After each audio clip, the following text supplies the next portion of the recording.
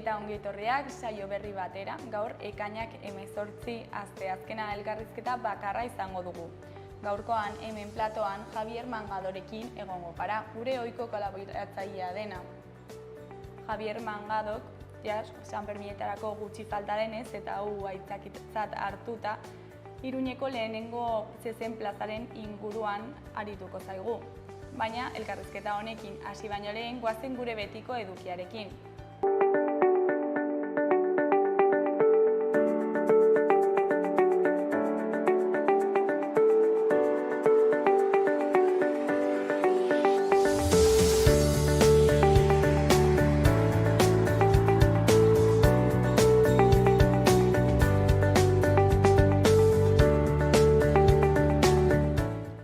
Goazen orain gaurko efemerideak ikustera. Gaurko egun batean, 1822ko ekainaren 18an, esklaboen matxinada prestatzen ari ziren Denmark, Bersei eta beste zenbait herritar atxilotu zituzten Hego Karolinan, Ameriketako estatu batuetan. Denmark Bersei ez zen esklaboa, herritar askea zen. Charleston hirian dagoeneko milaka herritar beltz inplikatuak ziren armak eginez. Hiriari su eman nahi izatea eta esklabo matxinada abiatzea egotzi zioten ostean. Urte batzuk geroago, 1976ko ekainaren 18an, Etxarri Aranazen 5 lagun hil ziren Espainiako militarrek praktika batzuetan urbasan lehertu gabe utzitako lehergailu baten erruz. Egun berean, baina 1984ean, Ogrebeko bataila izan zen greban zeuden meatzarien eta Erresuma Batuko polizien artean. Meategira kamioiak eta eskirolak sartzea galarazi nahi zuten 5.000 grebalari agurtu zituzten zaldiz eta istiluen aurka jantzitako 6.500 poliziak.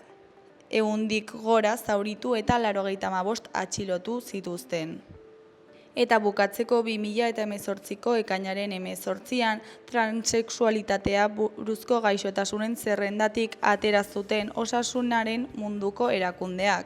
Eragileek aurrera pauso txikitzat hartu zuten, genero nahasmendu bezala sailkatu baizuen homek. Bigarren katalogo horretan agertzeak hala ere osasun sistema publikoak baliabideak eskaintzea dakar. Legez gaixotasun eta nahasmenduen tratamenduak baizik ez baitira finantzatzen.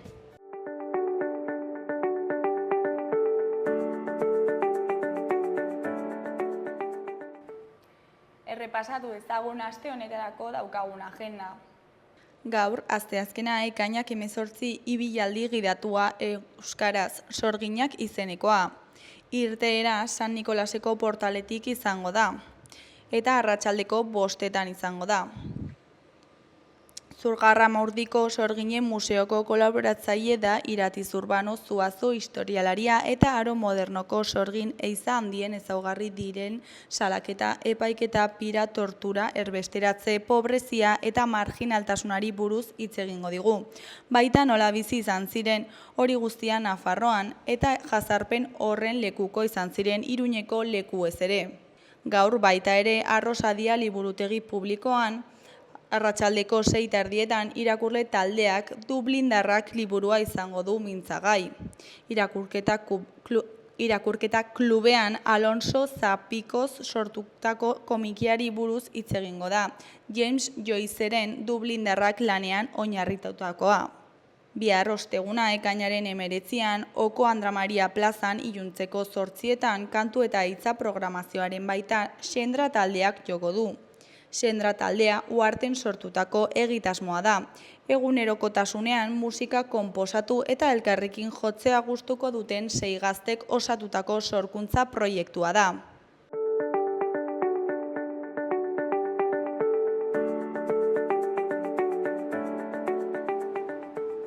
Ikus dezagun gaurko egunkarien azalek zer dioten. Diario de Noticiasen titular nagusian, Sánchezen bazkideek garbitasun bermeak eskatu dizkiote laguntza mantentzeko. Presidenteak beste gutun bat idatzi du eskuinak gobernua eraisteko egindako saiakera bat salatzeko. Uztailaren 9 utzi du agerraldia. Monteroren 3. zenbakiak dimititu du. Zerdanek abokatua bilatzen du eta errugabea dela frogatuko duela dio. Argazki nagusian Palestinaren aldeko Jala Nafarroako Lido Soriano eta Eduardo Ibero udaletxeko balkoian atzo. Honen titularrean, koete bat Gazarako zerrendaraino genozidio bat gelditzeko. Palestinar herriaren aldeko plataforma nagusitu da herri bozketetan Iruñean, botoen 42,85% lortuta. Goiko berrian, Serbinabarreko irteerak belateri eragin dion aztertu du foru gobernuak. Hori koloreko berrietan, alde batetik Kortesen pala eolikoak birziklatzen dira. Beste alde batetik freestyle motocross Iruñean. Eskuineko berrietan, alde batetik asilo eskaerak geldiarazi egin dira Nafarroan, 1441-2024an. Beste alde batetik BSH-ko zuzendaritzak abenduaren 31 arte luzatuko du itxiera prozesua. Jarraian, Nafarroak familia esplotazioa zainduko duen nekazaritza politika bateratua defendatuko du. Azkenik, langile seniorrak sustatzea eta migrazioa atxikitzea horiek funtsezkoak baitira Nafarroarentzat. Diarioen Navarra egunkarian, honen titularrean, fiskaltzak eta epaileak zantzu sendoak ikusten dituzte Zerdan auziaren kontra egiteko. Audioek Serbinabarreko jabearen paper garrantzitsua berresten dute. Pedro Sánchezen gobernuak ez du bermatzen inplikatu gehiago ez egotea. Argazki nagusian, Jala Nafarroako Soriano Segarra eta Eduardo Ibero Albo udaletxeko balkoian ditugu. Honen titularrean, txupinazoa Palestinaren alde. Jala herri palestinarraren aldeko plataformak herriaren botoen 42,85% lortu ditu. Eskuineko berrietan, alde batetik atzera kontua hasi da BSH itxi eta 655 enplegu likidatzeko. Beste alde batetik fiskaltza Usueko alkateari esleitutako lanak ikertzen ari dira. Jarraian, haize sorgailuaren palak birziklatzeko planta Kortesen. Gainera, itzalaldiaren inguruan, gobernuak sare elektrikoari eta energetikoei egotzi die errua. Goiko aldera bagoaz, batetik Nafarroako alkaterik beteranoari omenaldia egin diote. Bestetik, Oviedo edo Mirandes Igo bonus aseguratua. Gara egunkariaren titular nagusian, Otegik eta Estebanek Peperen eta Voxen mehatxuan ez ezkutatzeko eskatu diote Sánchezi. EH Bilduko eta EAJko buruak bat datoz Espainiako gobernuko presidenteari gogoraraztean egoera nabarmen aldatzen dela Zerdanek koldo auzian parte hartu zuelakoan. Argazki nagusian Gazako ospitale bat dugu. Honen titularrean, Enegarren sarraskia Gazan, Israelek Iranen aurkako erasoak zabaltzen dituen bitartean. Eskuineko aldeko berrian, genozidioaren aurkako oihua izango da txupinazoa. Beheko aldean, ezkerrekoan, Fermin Leizaola dugu. Honen lerroburuan, Euskal Nekazal munduaren ondarearen zaindaria. Eskuinekoan, Iker Bizkargeneagaren erreportaia dugu. Iker Baskek iparorratza eskaini dio AEBetako diaspora zientifikoari.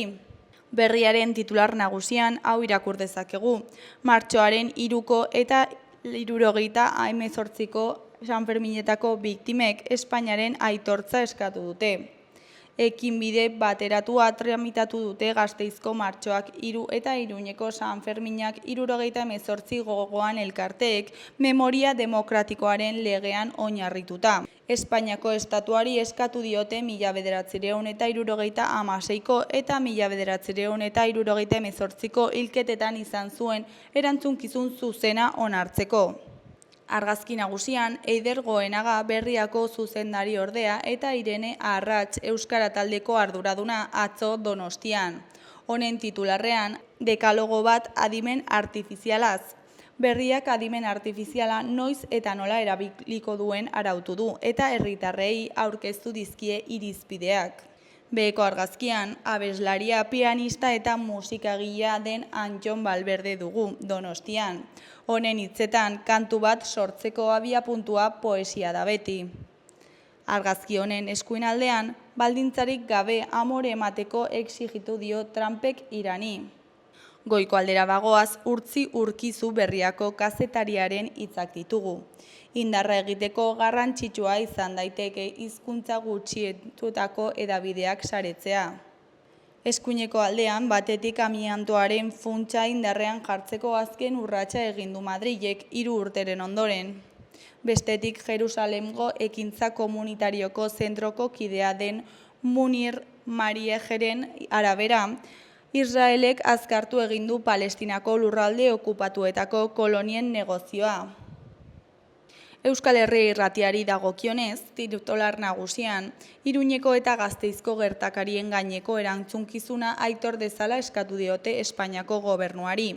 78ko San Ferminak gogoan plataformak eta Gasteizko martxoak 3ko ekimenak bat egin dute Espainiar estatuari, gertakari latz horietan bere erantzunkizuna onartu eta biktimen aitortza ofiziala egin dezan. Estatua erantzule izena darama kanpainak.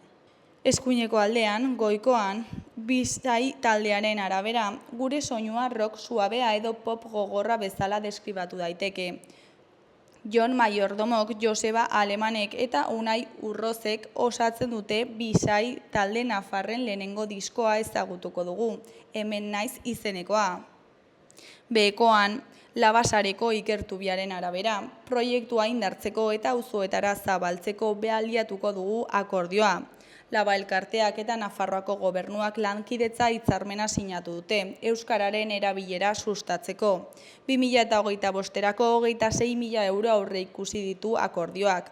Labaren proiektua sustatzeko, ongi etorri Iruñera egitasmoa indartzeko, auzoetara iristeko eta hazitegia osatzen segitzeko baliagarria izanen zaigu babes ekonomikoa, azaldu du Ikertubia Labasareko kideak.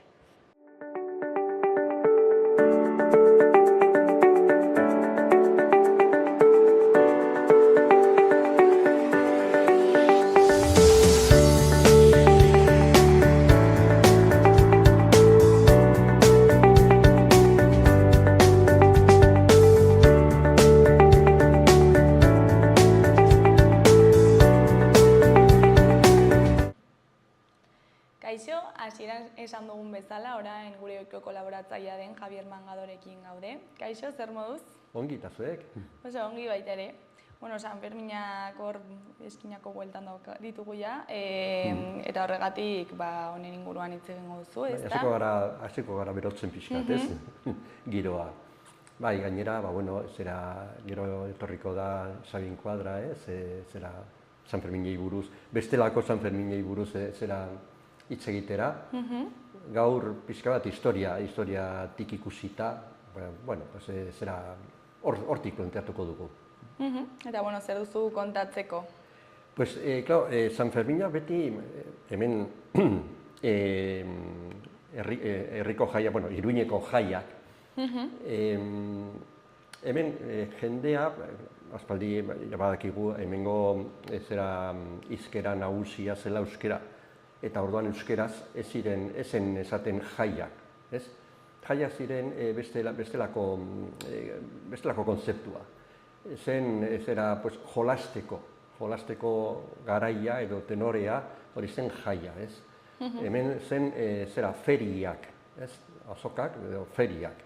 Orduan, ferien kontuarekin eta ospatzen zen, patroiaren eguna eta egunaren ondokoak ere bai, ez? Orduan, nola ospatzen zen? Beti, kontuan hartu behar dugu, Iruña, lehendabiziko nabarreria izan zela, civitas episcopaliz, hau da, apezpikua nagusi, orduan, erlijioa nagusi, orduan, mesak egiten ziren, ez egun nagusian, baizik eta inguruetan ere bai, inguruko zera egunetan ere bai, eta egun nagusian meza bat baino gehiago, parrokia diferenteetan, ez? Orduan, mesetak erabili dira, termino hori, hitz hori, erabili da betidanik hemen, mesetak, las mesetas de Iruña, esaten zen, ez? Orduan, eta nola betidanik izan diren lotuak, azokarekin, feriekin, batez ere, abereak saltzeko eta erosteko, Orduan zera zezenekin, zezenketak. Zezenketak izan dira hemen Iruñean eta Nafarroa osoan jaietako ospakizun nagusia kenduta hori beti ere erlijioaren partetikan egiten zirenak, ospakizunak. Besteak ziren batez ere zezenaren inguruan. Eta orduan, hori pixka bat aprobetsatuz, gaur jorratuko dugu pixka bat lehendabiziko zezen plaza. Iruñean izan zen lehendabiziko zezen plaza, eta zen Gazteluko plaza. Ez zen zezen plaza finko bat gaur egun ezagutzen dugun bezala, baizik eta herriko plaza, hiriko plaza nagusia, egokitzen zena, bere momentuan, bere garaian, egokitzen zena zezen plaza paratzeko. Herrietan egiten den bezala? Bai. Hainbat herritan Espainian mantentzen da tradizio hori, eta orduan, plazak ez dira borobilak, dira karratuak. Orduan, printzipioz, Gazteluko plaza da karratua, trapezoidala, ez? Trapezoi itxurakoa.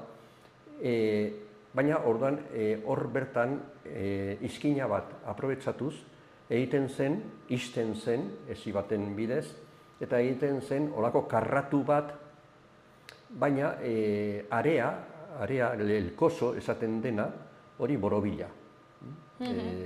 Naiz eta plaza bera, zezen plaza bera montatzen zena karratua izan. Eta izkina hori zen, Iruña kafeteria eta iparraldeko eta mendebaldeko izkina. Gaur egun pasadizo dela Jakoba dagoen. Hori zen izkina bat. Eta gero, Txapitela karrikatik eta San Nikolas karrikatik biezi montatzen ziren elkarzutak, elkarrekin gurutzatuta, karratua osatzeko. Zen gutxi gora bera plazaren bieren edo hor nonbait, karratu bat han sartuta. Eta hori zen zezen plaza, lehendabiziko zezen plaza montatua. Lehenago bai, erdi aroan, burgoen garaian, hiru burgoen garaian, burgo bakoitza batzuen bere tokia zezenekin jolasteko. Ezen lidia gaur egun zezenketa. Gaur egun ezagutzen dugun bezala, araudi oso osatua, oso nahiko komplikatua, parafernalia nahiko elegantea da askotan, hori ez zen. Hori zen, garai hartan jolasten zen. Eta hori pixkanaka joan zen arautuz gaur egun arte. Eta gaur egun da, badago araudi oso zorrotza zezenketa egiteko. Orduan, zezen plaza hori, hortaz hitz egingo dugu. Erdia, bi armaila montatu behar ziren, izan ere lau armaila montatzen ziren. Hau da, Iruña kafetegiaren aurrean eta gaur egun Orfeoia ensaiatzen duen badu bere egoitza, etxe hori, badago, propaganda ez egiteko, azpian badago jatetxe nahiko famatua italiarra. Orduan, pasta ematen. Badakit, bai. Eta horien aurrean ere bai armailak osatzen ziren. Baina, etxeetako balkoiak erabiltzen ziren, jendea ikusteko eta palko moduan erabiltzen ziren. Garai batean, 18. mendean ja, 17, udalak erosi zuen, hain zuzen, jatetxe hori dagoen etxe osoa erosi zuen. Eta izan zen Casa del Toril izenekoa, zezendegi etxea. Zergatik, behian, justo gaur jatetxe hori dagoen tokian, zezendegia zelako. Han gordetzen ziren zezenak liatzeko momentuan. Baina ez mantentzeko. Bakarrik, gaur egun egiten den bezala, zezen plazan badaude ikuluak, baina momentukoak dira, bakarrik enzierrotik zezenketaraino mantentzen dira, gordetzen dira han, han berdin. Horrek esan nahi du, zezenak kanpotik ekarri behar zirela, haraino, ez? Beraz, enzierroa egiten zen. Enzierroa betidanik egin da. Eta enzierroa izan da, hain zuzen, hori, zezenak ekartzea, zezen plazaraino, eta han enzerratzea, ez? Sartzea eta gordetzea. Hemen, Nafarro osoan oso zaletasun handia izan da beti zezenekin, betidanik. Oso tradizio handia izan da, bere momentuan, bere garaian, grekoen garaian, grekoen Grezia zaharrean baziren ere bai zezenketa, zezen jolasak egiten ziren, ez? Dan agertzen dira irudi batzuk, zeramiketan eta hola, agertzen dira irudi batzuk. Eta hori mantendu da, gure artean mantendu da, eta zezenketa gaur egun, oraindik nagusiak dira, ez, herriko jaietan. Orduan, normalean zezenak ekartzen ziren Nafarrotik, Ribera aldetik edo hola. Baina baita ere, Espainia osotik, Salamanca, Andaluzia, batez ere Andaluziatik, ekartzen ziren, ez? Izan ere, pixka bat, testu inguratzeko kontua, lehendabiziko ganaderia, zezen bravo ganaderia, egin zen hemen, Nafarroan. Ez Andaluzian edo Salamancan. Tradizioa nahiko, oso errotuta dago hemen, ez? Orduan, normalean, zezen maitatuena nolabait esateko ziren Nafarrak. Baina, hasi ziren ekartzen ere bai kanpoko zezenak. Orduan, pentsazagun, garai hartan, zezenak garraiatzeko ez zegoen biderik. Orduan, oinez ekartzen zituzten.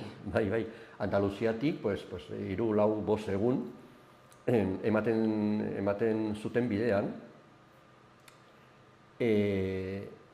Herriz herri, probintziaz provintzia. Orduan, bazen montaje nahiko bitxia. Eta gainera uztailean, ez? Bai, uztailean, gure kasuan, hemen, Iruñeko kasuan, baina pentsazagun uda osoan, hainbat tokitan bazirela ere bai, askotan, zezenketak. Horren Zaragozan edo pentsazagun, ez? Toki gehienetan. Orduan, zezenak ibiltzen ziren bideetatik, biltzen ziren aratonat.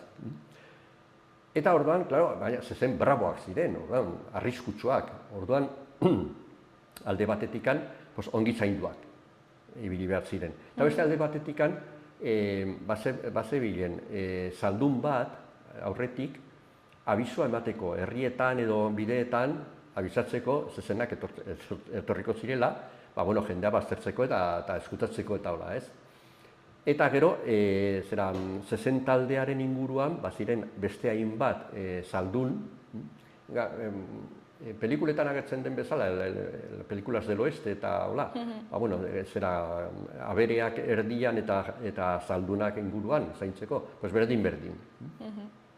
Hora, 4-5 egun ematen zituzten bidean, ez? Claro, ona iristean ez ziren zuzenean plazaraino eramaten. Baizik eta hasierako aurreko ikullu bat montatuta zegoen gaur egun bezala Los Corrales del Gas, han gordetzen dira, eta gero enzierroa egiten da zezen plazara. Egiten da Santo Domingoko ikulluraino, bezperan, eta enzierrillo dena, eta hortik plazaraino egunean bertan, eguneko enzierra egiten. Horan, alakoa egiten zen, garai hartan ere bai. Kontua da, ikulloa zegoela, hasiera batean, El Sadar inguru hartan. Gaur egun futbol zelaia zen. Nahiko urrun, Bai. Eta gero ekartzen ziren, hortik goiti, gaurko Zaragozako etorbidetik, bere garaian Zaragozako errepidea zena, Gaztelu Gibelera, Buelta al Castillo, han buelta osa eman, Zidadela inguratu, eta gero San Roque, gaur egun epaitegi nagusia dagoen inguru horretan, han bazegoen zelai bat, Eta han mantentzen ziren, el Prado de San Roque zen. Ermita bat, San Roque, eta han gordetzen ziren bezperan. Eta hurrengo egunean, ja egiten zen, enzierroa, ibilbidea, jeisten Larrainako aldapatik behera, gero bestea gora, aurreko aldapa gora, hau da, Santo Domingo aldapa gora, eta hortik ja sartzen ziren hirian, eta hiritik barna, gaur egun bezala, Santo Domingo, Udal Plaza, hori Mercaderes, baina estafeta ez, zezen plaza zegoen Gazteluko plazan, horan txapitela karrikatik joaten zen enzierroa. Eta han, ja, sartzen ziren, plaza barruan, ez? Kontua da, garai hartan, enzierroa hasi zela jolas moduan, ez? Pues jendea, batez ere gazteak sartzen ziren, korrika iteko, zirikatzeko, jolasteko pixkat zezenekin, eta hola. Eta, hori ere, nolabait, arautu, zaindu behar zen, ez? Eta bazen, enzierroan, bazen figura bat, irudi hori galdu da, el abanderado, banderaria. Ez bandera eramaten zuelako. Baizik eta, zezen taldearen aurrean, ibiltzen zelako, zaldi baten gainean, zaldi dotorea. Eta bera ere dotorez jantzita, nolabait, zezen taldea gidatzen, ez? Plazaraino. Eta gero, plazan sartuta, han egiten zuen, kabriolak eta jolasak eta historiak, itxurak, jendea txaloka eta hola. Bazen, persona hori luzitzeko aukera bat, ez? Jende aurrean, luzitzeko, eta nahiko zeregin edo postu nahiko maitatua zen, nahiko goxoa. Beti, bere momentuan, zen zinegotzi bat, bazen hori, horrek ere zerbait ordaintzen zuen, orain buruz ez du gogoratzen oso ongi, baina zerbait ordaintzen zuen. Pertsona hori izaten. Pertsona horrek, bai. Ohore hori jasotzeagatik nolabait esateko, ez? Eta gainera, bera zen prozesioan bandera eramaten zuena. Horregatik banderaria edo abanderado deitzen zizaion. Hori ja, 19. mendean hasieran ja kendu zen. Zen udalak erabaki zuen hori ez zela zinegotzi batek egiteko zer egin aproposena. Kendu zen, ez? Eta gaur egun ja ez dago. Orduan, enzierroa, txapitelaraino iristean, txapitela da Maldangoiti, kontua da jendea jartzen zela bidearen ertzean, kalearen ertzeetan. Ez egoen babes toki berezirik, dizen etxeak besterik gabe. Eta jendea teatzen zen, alako ziriak edo horako puñalak, labanak eta zirikatzeko.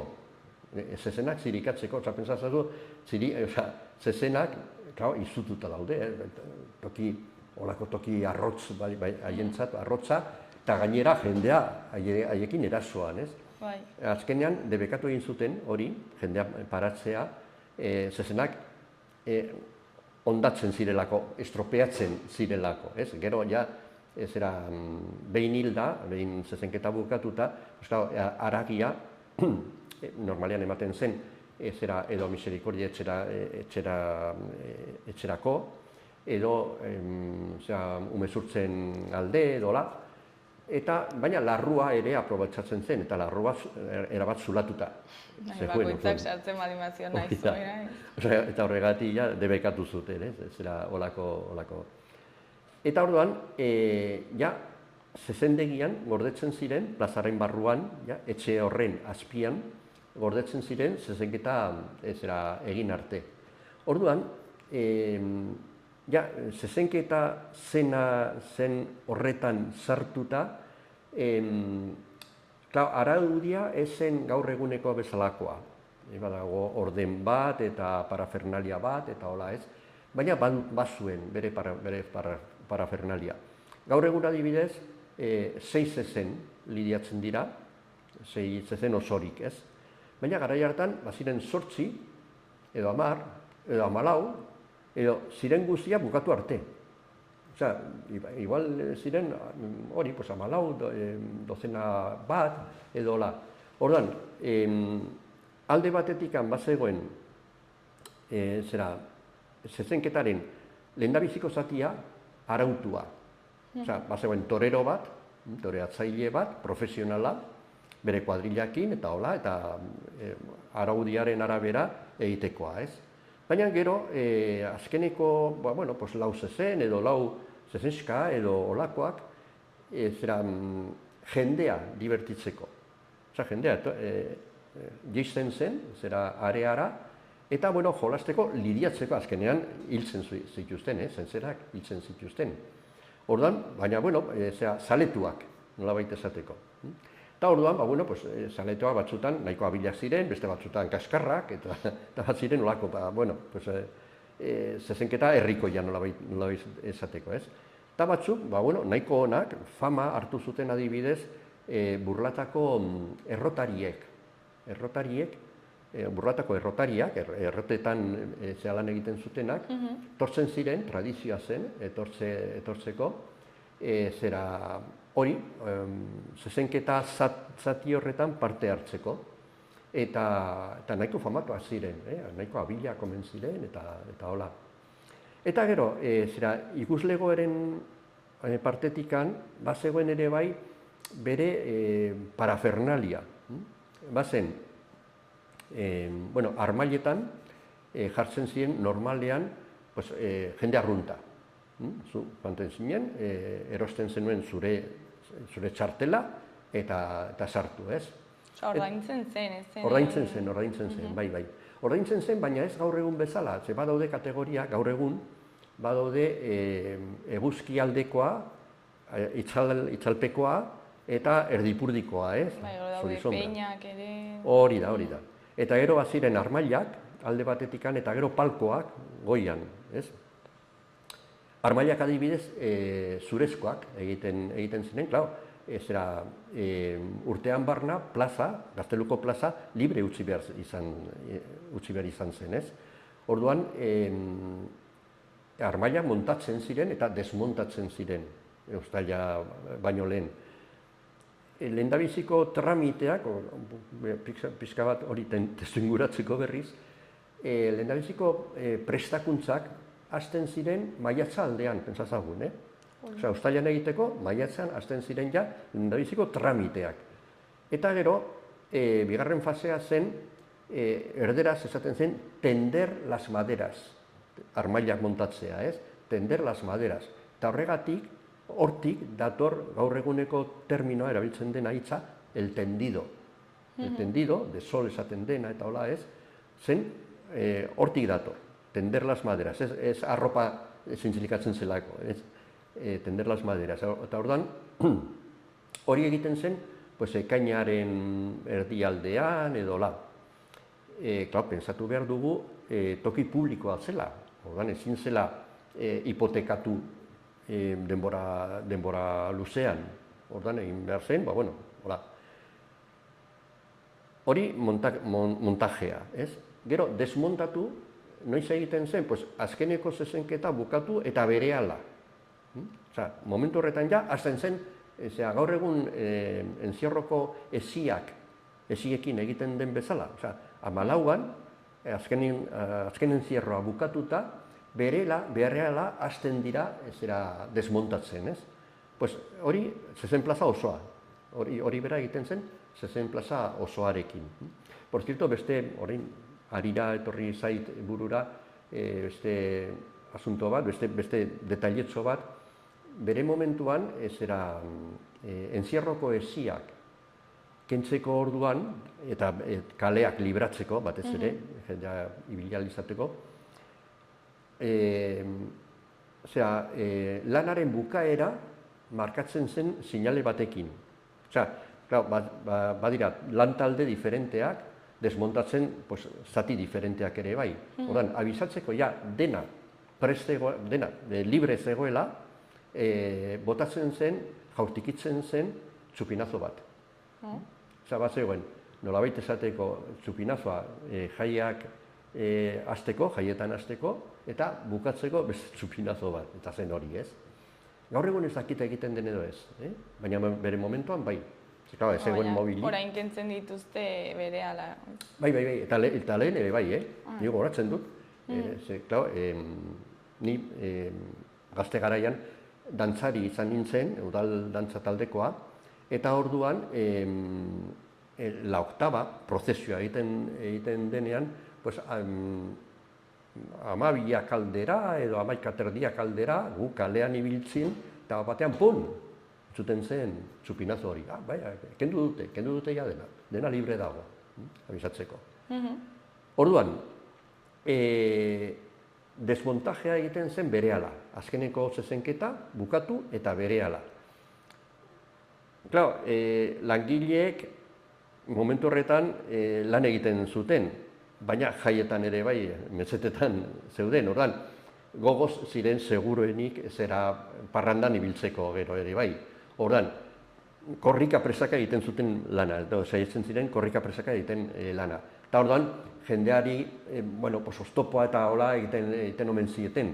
Eta ordan, udalak, olako bando bat kaleratu zuen, esanez egiteko mantsoago. Zen, omen ziren, hortik handik aratunat, hori, taulekin eta goldekin eta hola, eta jendea, olako nazte urraste bat, montatzen omen zen. Hori guztia, 19. mendean, 19. mendearen lehendabiziko erdia, eta 18. mendean, eta hortik atzera, ez. Hori guztia bukatu zen lehendabiziko 60 plaza finkoa egin zutenean. Eta hori izan zen, hori 19. mendearen erdian. Eta horrekoan, Gaztelu plazan zegoen plaza horretan, kioskoa bat zegoen, edo oraindik ez? Ez zegoen. Gero, hasi zen montatzen, behin horia bukatuta, hasi zen montatzen kiosko bat, musika jotzeko, batez ere, eta hola. Ez beti ez era erdian, gaur egun bezala. Bere garaian, bazegoen Iruña kafeteriaren aldean. Ze erdian jarri zuten, 20. mendearen hasieran, jarri zuten iturri publiko bat. Eta pentsa ezagun, garai hartan, gaiatik ateratzen pixka bat, ez desbideratzen. Hemen, Iruñean, erabiltzen zen ura, erdiaroan eta garai zaharretan, bazen putzuetatik aterata. Hemen Iruñan putzu asko ziren, 300 edo gehiago ziren, eta hortik, jendea hartzen zuen, etxe bakoitzekoek hartzen zuten ura bere putzutik, ez. Baina gero ja egin zen olako kondukzio bat, ez. Zubizatik ekarri zen ura, ez, bideratuta ja, eta ekartzen zen tegi bateraino, eta tegi hori zegoen gaur egun San Ignacio eliza dagoen tokian. Hor zegoen tegi hori, ura biltzeko. Zergatik, toki hori nahiko altua delako, eta orduan banatzeko maldan bera. Hodiak maldan bera ziko zelako, ez? Orduan, behin zera ur bideratze hori egina, hainbat iturri jarri ziren, iturri publikoak, Iruñean, ez? Paret arkitektuak eginekoak eta hola. Eta bat zen Gazteluko plazan, erdian. Claro, ura zen oso importantea, eta orduan, toki nagusiena hartu zuen, ez? Erdian, zegoen iturri hori, gainean jarri zuten irudi bat, la beneficencia izeneko irudi bat, estatua bat, gaur egun la Mariblanca dena, orain Takoneran dagoena. Eta, hor zegoen iturria, eta gero kioskoa zegoen bazter batean, olako alde batean, ez? Behin zera iturri hori kenduta, ja, etxe bakoitzeraino heltzen zenean ura, orduan batzuk, iturri publiko batzuk kendu ziren, beste batzuk ez, beste batzuk Navarrerian, oraindik mantentzen da, eta hola, eta Rekoletas adibidez. Baina ura kendu zen. Eta orain aprobetxatu zuten kioskoa jartzeko, baina kiosko hori jarri zen 20. mendean, 20. mendearen erdian jarri zen. Osea, gu betidanik pentsatzen dugu erdian kiosko bat izan zela, eta ez hori nahiko modernoa da, ez? Bueno, total, pues, zezenketa egiten zen han, ez? Eta orduan, jende arrunta jartzen zen armailetan, ez? Sarrera zera erosita. Ate nagusia, plazako ate nagusia zen txapitela aldera. Handik sartzen ziren zezenak, entzierrotik, eta handik sartzen zen ere bai jendea. Sarrerak, hori lehen komentatu duguna, ez? Gaur egun da, pues, itzalpekoa, edo eguzkipekoa, edo erdipurdikoa, ez? Sol, sombra eta soli sombra. Garai hartan, batzutan bai, prezio diferentekin, beste batzutan ez. Eta zeren arabera zen kontua, pues nahiko bitxia. Zezenketa egiten baldin bazen ilunabarra aldera, osea, eguzkia ez egoenean, orain ja ez egoen diferentziarik. Edo, eguna ateratzen zen zera odeitsua, orduan esalia, orduan ere ez. Bakarrik eguzkia, osea, ateri zegoenean, orduan bai, sol eta sombra eta soli sombra egiten zen, nahiko bitxia. Eta gero, etxeetan eta goiko tribunetan, armailetako goiko tribunetan, jende nagusia. Adibidez, zezendegin zera etxean, baziren, bueno, balkoi batzuk, gaur egun bezala, badaude balkoi batzuk, orduan batean jartzen zen udala, zinegotziak, alkatea eta hori guzia, jende nagusia, bere momentuan halako batean errege ordea, el birrei, zen autoritate nagusiena. Orduan, nolabait esateko, zezenketa, gainerako ospakizun guztietan bezala, edo gainerako ekintzetan bezala, nagusia zen errege ordea. Berak agintzen zuen, ez? Orduan, berak zen presidentea, nolabait esateko. Presidente kargo hori, zezenketaren presidente kargo hori, gaur egun da zinegotzi bat, ez? Normalean, 7 da alkatea eta gero zinegotzia. Baina, gogoratu behar dugu, zera Nafarroa konkistatuta izan zela. Orduan, agintari nagusia ezen hemengoa, zen kanpokoa, errege ordea. Erregeak jarrita bere ordez, horregatik errege ordea, ez? Orduan, ezen normalean, ezen oso personaje herrikoia. Herriak ez zuen onartzen. Mentalitate hori, gu konkistatu izan garela, mentalitate hori mantendu da mendeetan eta gaur egun ere bai mantentzen da. Madrilgo, Espainiatik datozen agintariak, aginduak eta hola, beti hola, ez, ikusten duzu. Hemengo baldin bada, onartzen duzu, hobe, ez? Hemen alkateak esaten baldin badu edo udalak, erabakitzen baldin badu gauza bat, igual protestak izan daitezke, baina gure artekoa da. Aldiz, gobernadore zibilak agintzen baldin badu zerbait, beti izan da pixka bat, hola ez. Eta gobernadore zibilaren aurrekoa zen errege ordea. Eta izan ere, presidentzia hori, beti izan da errege ordearen eskuetan, eta hortik, errege orde kargua kendu zenean, orduan pasatu zen gobernadore zibila izatera. Gaur egun ja ez, gaur egun ja hori kendu da, eta gauza berak gertatzen zen diputazioan.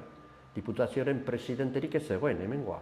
Diputazioko presidentea zen beti gobernadore zibila. Eta presidente ordea bai. Presidente lana egiten zuena zen presidente ordea, bestea zen ohorezkoa eta, baina poterea zeukan, nolabait esateko, hasta aquí hemos llegado, ez? Nik agintzen dut hau eta kito. Gaur egun ja ez, gaur egun ja da, bere presidentea, parlamentuak badu, gobernuak badu bere presidente eta ala ez. Baina garai hartan ez.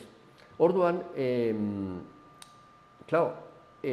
zezenketa pensatu behar dugu, zezenketa zela oso ekintza ohorezkoa.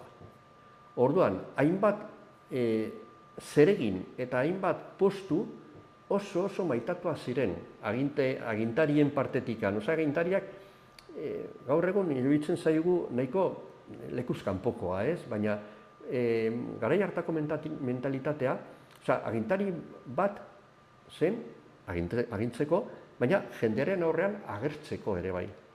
Orduan, presidente izatea zen ohore bat. Zer gertatzen zen, askotan errege ordea ez zela zezentzalea, eta ez zen joaten zezenketetara. Orduan, delegatzen, ordezkatzen zuen beste batengan, ez? Eta orduan, kargu hori hartzeko beti zegoen agintari batzuk hor, nork harrapatuko, ez? Eta noren artean egiten zen orduan, zozketa edo? Alkatea, alde batetikan alkatea. Baina beste alde batetikan, polizia nagusia, poliziaren nagusia, jefea, nolabait esateko, eta beste hainbat, ez? Inguruko beste hainbat. Orduan, betidanik izan dira tirabirak, baina ez tirabira arinak, ez larriak. Auzitan jartzeko modukoa gainera, eta auziak agertzen dira, horregatik dokumentatuta daude, ez? Salaketak eta reklamazioak eta historiak eta galgorak eta berak.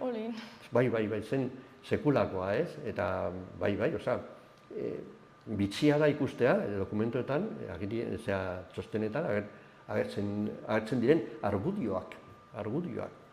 No, me corresponde a mí porque tititito. Eta ez bakarrik hori, zezendegia irekitzeko giltza, bai, hori zen oso importantea, nork ematen zuen giltza. Hau da, baimena zezenketa hasteko. Ordan, zen inaugurazio baten modukoa? Inaugurazioa. Zezenketari hasiera ematea. Zezenketa zen oso importantea, oso ekintza importantea. Eta, batzutan alkatea, beste batzutan berez errege ordea, baina ez bazen errege ordea nor, eta orduan, hor tirabira horiek ere bai, ez? Eta oso ekintza bere momentuan solemnea zen el tirar la llave. Presidentea zegoen bere balkoian, ez? Eta atea iriki behar zuena, ate zaina, behian zegoen. Orduan, giltza botatzen zen, ez?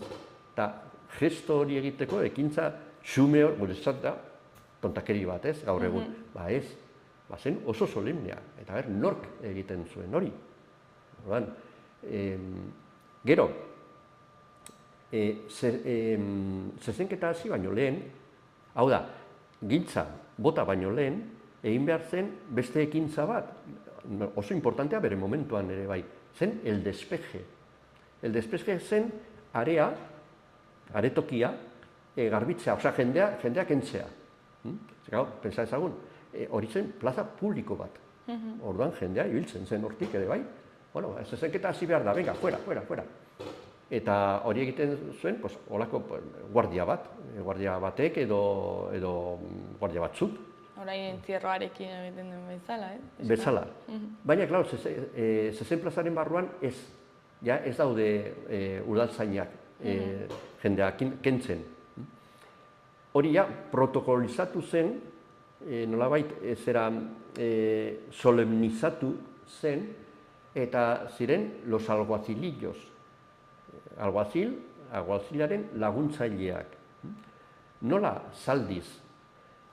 Hori da ere bai, gogoratzeko pixka bat, hori el abanderado, figura horren, aztarna bat ere bai, orduan, gaur egun hori ez da gertatzen, ze jendea sartzen da plazan, baina ez behiko arean sartzen dira, bakoitza bere tokira, eta ez dago beharrik egiteko el despeje hori. Baina mantentzen da zeremonia hori, eta egiten dute alguazile, bi, zaldun, egiten dute holako buelta bat inguruan. Horrek adierazten du garai hartan egiten zela el despeje. Gero, bazegoen beste kontu bat nahiko bitxia, komentatzeko, hemen Iruñan plaza ezen finkoa. Plaza zen, plaza publiko bat, eta gero egokitzen zen barruan, ez? Baina beste hainbat, 19. mendean batez ere ja, beste hainbat hiriburutan, Zaragozan, Logroñon, Madril, horietan guztietan, ja zegoen plaza finkoa. Eta hemen ez. Eta hemen jendea zegoen, nolabait, gu bigarren mailakoa gara, ez? Hemen Iruñan bigarren mailakoa gara. Toki guztietan badago plaza, eta jendeak nahi zuen plaza finko bat izatea, ez? Orduan, kontua izan zen militarrek, pentsatu behar dugu, Iruña hiri gotortua izan dela. Harresi zinguratu da. Orduan, harresi horiek eskatzen zuten terreno bat kanpora eta barrura ere bai libre izateko. Orduan, hiria oso konprimatuta, oso estututa zegoen barruan, ez? Zonalde horiek, zona polemika izenekoak, mantendu behar zirelako garbi. Orduan, horrek oztopatzen zuen plaza finko bat eraikitzea, argita garbi. Orduan, ez zen eraikitzen. Zer gertatzen zen? Gainerako hiriburuetan plazan baziren bi toki berezi, bata mantentzen dena, eta da erizaindegia, enfermeria, toreatzaile bat zaurituta gertatu ezkero, sendatzeko, ez? Eta hemen ez zegoen, hain zuzen plaza publikoa zelako, zegoen tokirik. Eta beharrezkoa zen. Orduan, zer egiten zuten, olako zauriketa gertatzen zenean edo la, beti bat zegoen ikusleen artean medikuren bat. Eta orduan, non dago medikoa? Ni, venga, hala. Edo bestela ospitalera zuzenean eraman. Osea, bertan ezen zaintzen, zaurituko ez ziren zaintzen. Eta beste alde batetikan, zezen plaza guztietan, finko guztietan, zegoen kartzel bat, espetxe bat. Zertarako? Jaietan, jendea desmadratzen da, eta holan, azten baldin baziren hori, hanka bidetik ateratzen, orduan sartzeko, ez? Eta hemen ere ez zegoen. Orduan, zer egiten zen, hemen? Bat zegoen, zigortzeko moduan, tresna bat, izenekoa, el cepo. Olako tramankulo bat, trabatzeko edo zangoak, edo eskuak, edo burua, edo hiruak, edo bostak batera. Osa, pelikuletan agertzen diren bezala, olako zepoak jartzeko harrapatuta. El zepo. Orduan, hori bazen ere bai beste plaza batzuetan, naiz eta kartzela izan, baziren. Eta orduan, zezeketa hasi baino lehen, eta despejea eginda, baina giltza bota baino lehen, egiten zen beste olako desfile bat. Eta alguazirillo bat edo alguazil bat edo olako guardia bat hartzen zuen zepoa eskuetan eta ematen zuen buelta al ruedo bat erakusten, jendeari erakusten. Kontuz, gaizki portatzen baldin bazarete, begira, zer dagoen hemen. Horren, nahiko, gure mentalitatetik ikusita, farregarria, ez? Kontuz, no os portéis mal, no os portéis mal, zera, ez? Gau, horrek ere, hori nolabait, horrek bide gaizto hartu zuen. Ematen zuen bidea ganberradak egiteko. Ea nork lortzen duen zepoa, ez? Ez nork lortzen duen, bezik eta nori erakutsi. Orduan, normalen egiten zen, hola ez, baina, batzutan egiten zuten, adibidez, erregordea. Batez ere, erregordea. Erregordea da arrotza. Jendea, ez zuen onartzen. Onartzen zuen behartuta. Orduan, egiten zuten, eta erregordea baldin badagoela, han, geratu 5 segundo, 10 segundo, begira. Nolabait, mehatxupean edo hola ez, jolasteko moduan zen. Eta orduan, hori lekuz kanpo zegoen. Eta badaude, ere bai, holako agirietan agertzen diren salaketak. Horregatik. Horregatik. Osea, batzutan, eta salaketa horiek erabiltzen ziren ere bai politikoki udalaren kontra jotzeko eta zezenketa debekatzeko. Osea, baziren, olako joku politiko bat nahiko bitxia. Zergatik, batez ere, Austriar erregeak, dinastia hori bukatu zen eta gero Borboiak etorri ziren, ez? Eta Borboiak, Frantzialdekoak eta Borboiak, jatorriz, sekulan ere ez dira izan zezenzaleak edo zezenketen aldekoak. Beti hartu dute kontra, eta saiatu dira, mendeetan barna, saiatu dira debekatzen, zezenketa debekatzen. Eta hori izan zen aitzaki bat, esateko, errege ordeak, adibidez, salaketa jartzen du, erregearen aurrean, esanez, udalak ez duela bere autoritatea jartzeko biderik, edo almenik. Nola onar daiteke errege ordearen aurrean olako keinu mehatxugarri bat egitea, eta ez da ezer gertatzen. Orduan, erabiltzen zen, zezenketak kendu behar dira, eta ez dakiz zer, eta Eta hor tirabirak, ez? Tirabirak, bai, tirabirak, eta gainera bideratuak, ez? Nolabait, aprobetxateko modukoak, nork edo nork, ez? Barkatu, bukatzen, bai, hori nahi duzunean, bukatuko dugu. Orduan, olakoak gertatzen ziren ere bai, beste hainbat tirabira asko gertatzen ziren, batzutan zezenek salto egiten zuten, armailetara, oso gutxitan, gaur egun oso gutxitan, baina garai batean, garai hartan, bai, ez zegoelako, orain ezi bikoitza dago, baina lehen zen ezi bakarra eta ez zen sokarik. Orduan, zezenek salto egiten zuten. Kontua da, haiek eskapatzeko, zezenak eskapatzeko, nola. Orduan, hori zen okerrago, ze jendea, ibiltzen zen, hori, makilekin, espatekin, lantzak, erabiltzen ziren, adibidez, armailetako lehendabiziko eserlekuetan, edo jarlekuetan, jartzen zirenei, banatzen zizkien, lantzak eta hola defendatzeko, ez? Orduan, zezen batek salto egiten baldin bazuen, ez zuen hiltzen edo toreadorea ara igota, edo guardiak tiroka, edo la. Ez, jendea berak hiltzen zuen, bertan. Zebitxia. Lantzadak, bai, gaur egun da, irudikatzeko oso zaila. Eta orduan, hori, badaude 1000 pasadizo gehiago kontatzeko, baina, ikusteko, batez ere ikusteko, gaur egun kejatzen gara, ez, zezenketak dira nahiko basatiak, ez, zezen bat hiltzea.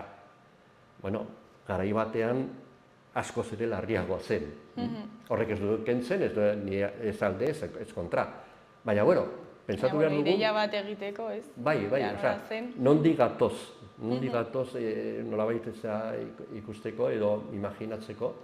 Orduan, zezenketa polemika hori dagoa gaur egunez, zezenketa bai ala ez, zaila da, ez da inerreza. Argudioak ez dira ingarbiak, ze tradizio handia dago atzetikan orduan, hor geratzen da kontua. Zuri beti bezala eskerrak eman, zurea etortzeagatik, eta oso interesgarria kontatzen duzuna. Eta errollo aguantatzeagatik. Eta, ikusiko dugu elkar urrengoan. Oso ongi, eta San Ferminoak onak izan. Berdin.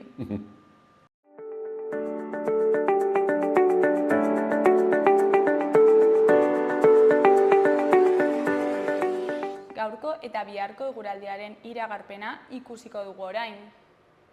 Gaur uda giroarekin jarraituko dugu. Ia egun osoan zerua nahiko garbi agertuko da. Arratsalde gau partean goi-hodei batzuk edota bero hodeiak agertuko dira. Probabilitate handiagorekin mendebaldean. Temperatura maksimoek igotzen jarraituko dute eta 30 graduak gaindituko dira barnealdean. Kostaldean balio horren azpitik baina nahiko geratuko dira.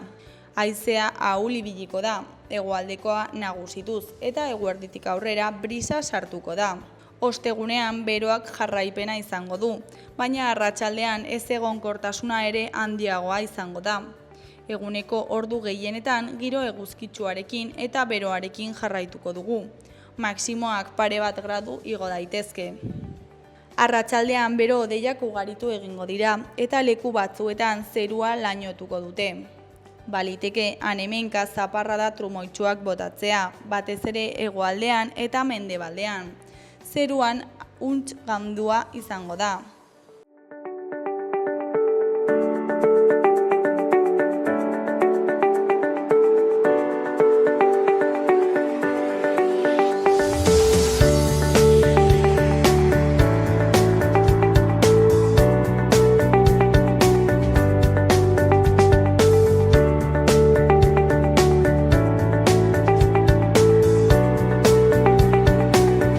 Goazen orain parlamentuko galderak ikustera. Nafarroako gobernuak 30 neurriko plana garatu du gobernantza demokratikoa indartzeko eta honen inguruan arituko gara parlamentariekin. Bueno, segurazki nahikoak ez dira izango. Gaur egun eta gainera azkeneko egunetan jakin izaten ari ditugun, albistea kontutan izan da, alderdi sozialistari batez ere eragiten dioten albistea kontutan izan da, segurazki gaur egun gizarteak instituzio demokratikoetan eta baita ere alderdi politikoetan duen konfidantza erabat golpeatuta dago, albiste hauengatik eta horren ondorioz, 30 neurri hauek segurazki nahikoak ez dira izango. Baina bai beharrezkoak. Oraindik,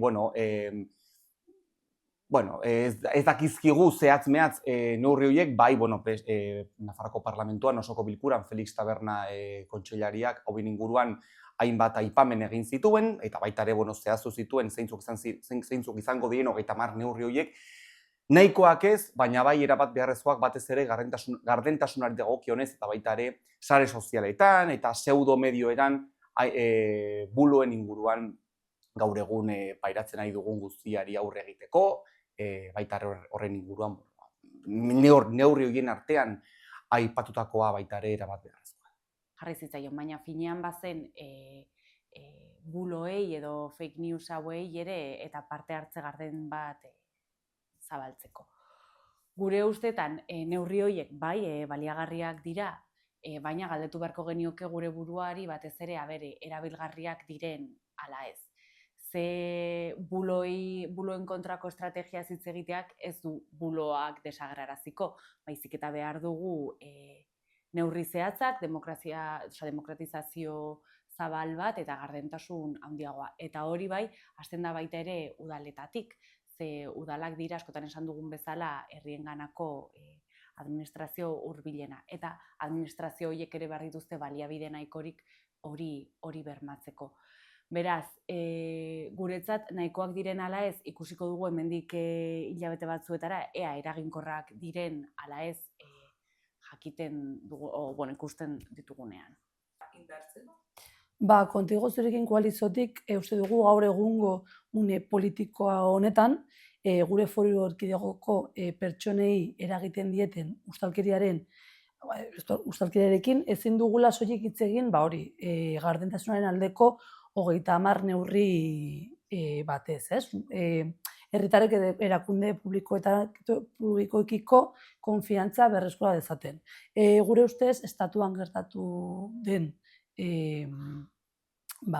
ustalkeria kasuarekin Nafarroan eragina zuzena izaten ari da, zuzenean inplikatu daude Nafarroko pertsonak, ez PSkoak hain zuzen ere, eta guk uste dugu egoera ezoiko honetan ezoiko neurriak hartu behar dira ere, ez? Eta 30 neurri hauek motz geratzen dira horrelako kasu baten aurrean, eta esan dudan moduan ezoiko neurri sendoak hartu behar dira aurre egiteko arazo honi. Eta horretarako sakonekiko neurri politikoak hartu behar dira, ezinbestekoa da neurri horiek hartzea momentu honetan, ez? Guardia Zibileko uko txostenean egin eta atera diren enpresei egindako esleipen guztiak ikuskatu behar dira. Ez bakarrik ustelkeriaren kasu horretako enpresak, ez guztiak ikuskatu behar dira. Gure ustez, ikuskapen, hemen Nafarroan daukagun ikuskapen tresnak, ez, kontosa, kontuen auzitegiak, egingo dute ikuskapen hori, baina baita ere parlamentuan ikerketa batzorde baten bidez egin behar da ere ikuskapen hori, ez? Gure ustez, momentu honetan, erakunde publikoekiko konfiantza berreskuratzea ezinbestekoa da. Ustelkeria kasu hauetan, uste dugu gogor jo behar da, gauzak argitu dezatela lehenbailehen. Eta, gure ustez, modu egokian modu ez egokian lan egiten duen pertsona batez susmagarri baldin bada, gure ustez pertsona horrek baztertu behar dira kasu hauetan. Erakundek ez daukate eginkizun erraza. Zergatik, izan ere, beharrezkoa da guzti hori arautzea. Baina, karo, arautu behar da, baina noski, askatasuna mugatu gabe, eta noski prentsak askatasuna eta informazio askatasuna urratu gabe, edo behintzat mugatu gabe. Eta hor dago gakoa, hau da, ekilibrioa bilatu informazio askatasuna eta noski sare sozialetan gaur egun dugun askatasuna bermatuta, baina noski desinformazio horren aurrean araudi bat egitea. Sare sozialek izugarrizko aukerak ematen dituzte, orain dela hamarkada asko ez zeuden, orain dela 20 urte adibidez, sare sozialek ez daukaten gaur egun daukaten inportantzia, garrantzia informazioari dagokionez, eta aukera bat dira, eta guztiok erabiltzen ditugu, eta alderdi politiko guztiek, eta instituzio guztiek erabiltzen dituzte tresna bat bezala. Baina baita ere, arrisku bat dakarte, zeren azkenean batez ere gazteek non aurkitzen dute informazioa eta nondik informatzen dira askotan gazteak, ez bakarrik gazteak, baina bai, askotan bereziki gazteak sare sozialen bitartez, eta ez dute informazio gehiagorik bilatzen non komunikabideetan. Eta horrek zer esan nahi du, komunikabideak indartu behar direla, batez ere hori, sare sozialetan eta interneten bitartez, askotan pseudomedioei aurre egiteko. Zeren esaten dut, gaur egun demokraziak daukan arriskuen artean, bada argi eta garbi pairatzen dugun desinformazioa. Ze momentu honetan, bizigaren garai honetan, buloen edo fake newsen kontrako estrategia horrek garrantzi handia du, ez?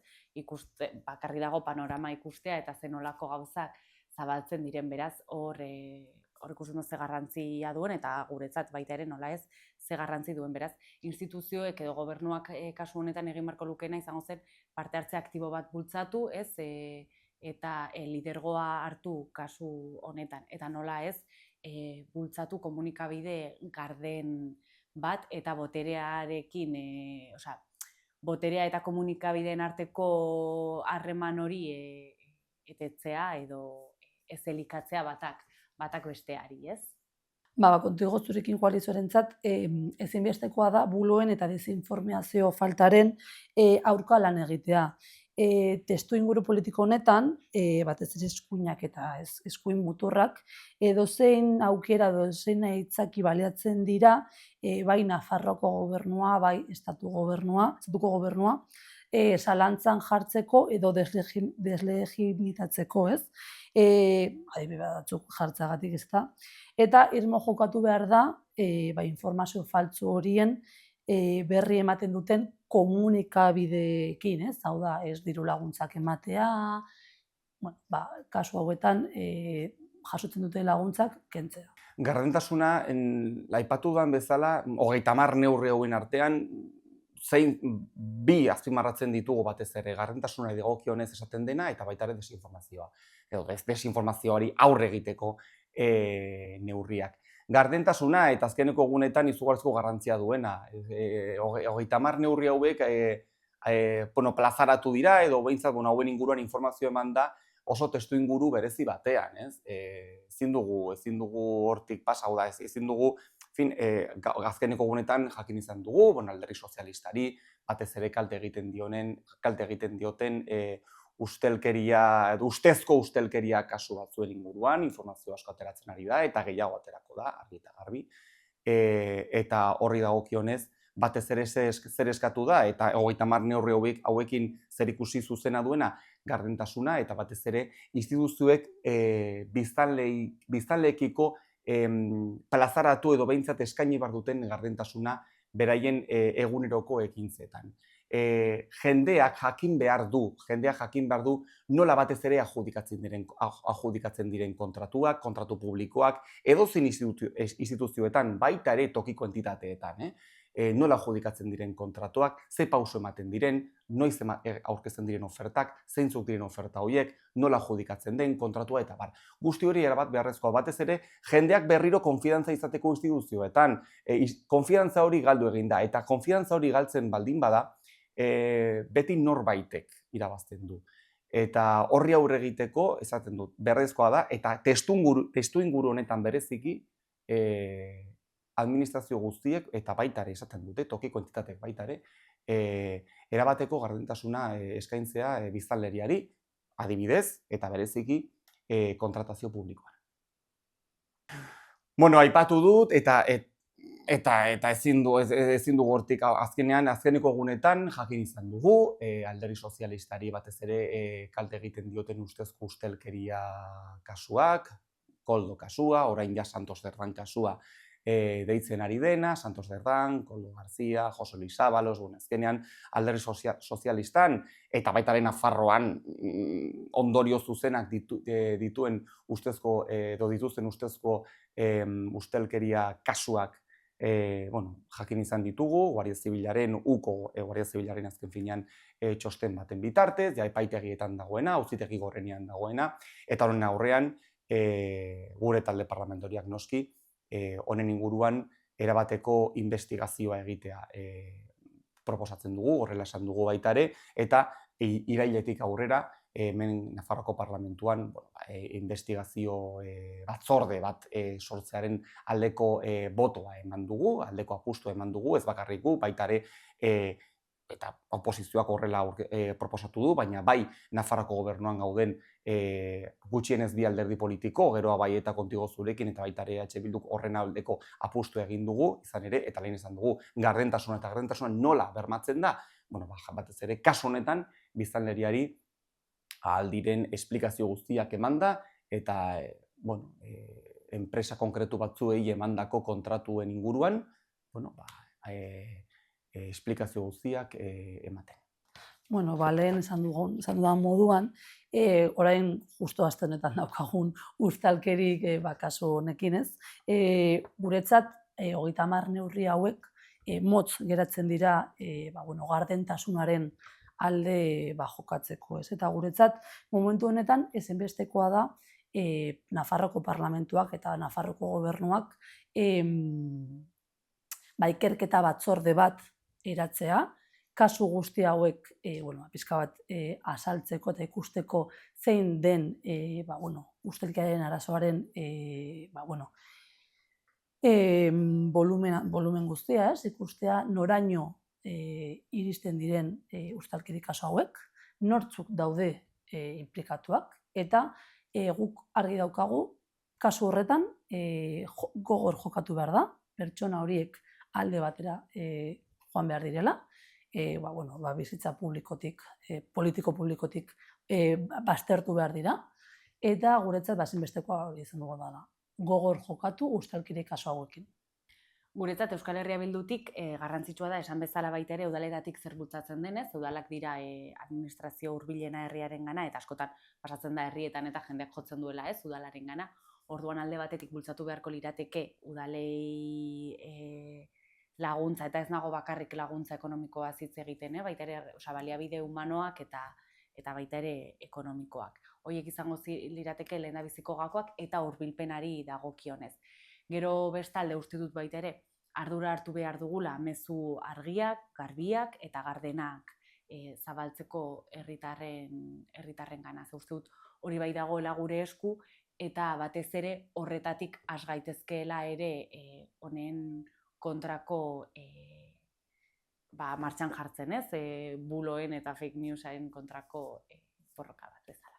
Egun hontan hitz eta pitz dabil ustelkeria kasuz izan aldiren, Santos Cerdan eta PSOEren ingurukoan, gu Euskal Herria Bildu bezala oso larrituta gaude kasu hauekin.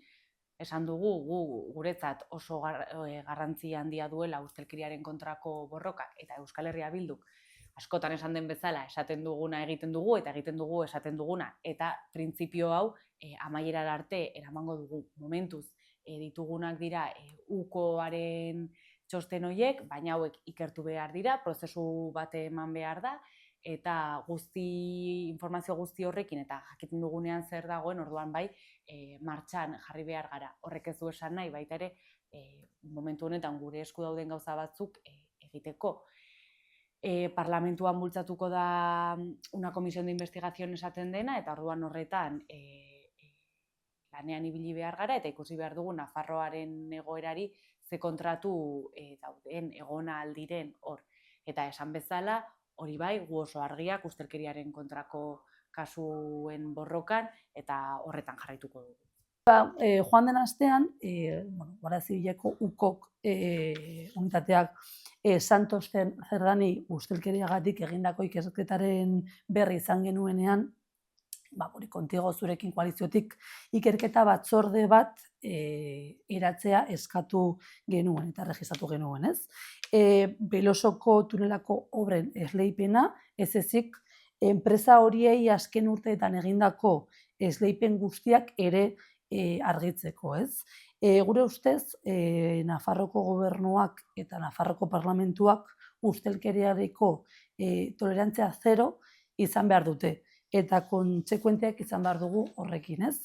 Horregatik gure koaliziotik indar aurrekoi guztiei dei egiten dugu ikerketa batzorde bat sortzeko eskatu dugun moduan, eta hori eskatzen dugu beste talde politikoi gure ekimena babes dezatela ikerketa batzorde hori eratzeko, ez?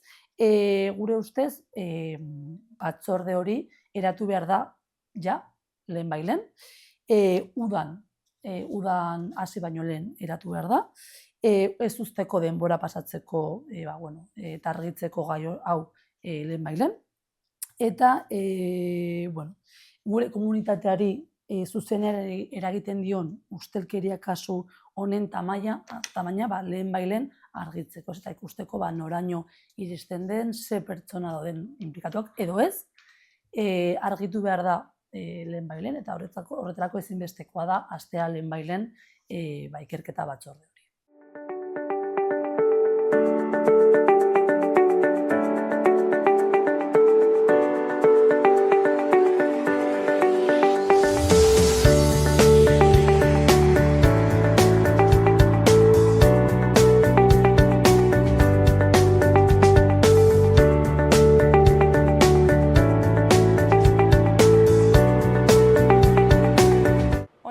Gaurko saioa bihar itzuliko gara eduki eta elkarrizketa berriekin. Mila esker zuen arretagatik, bihar arte.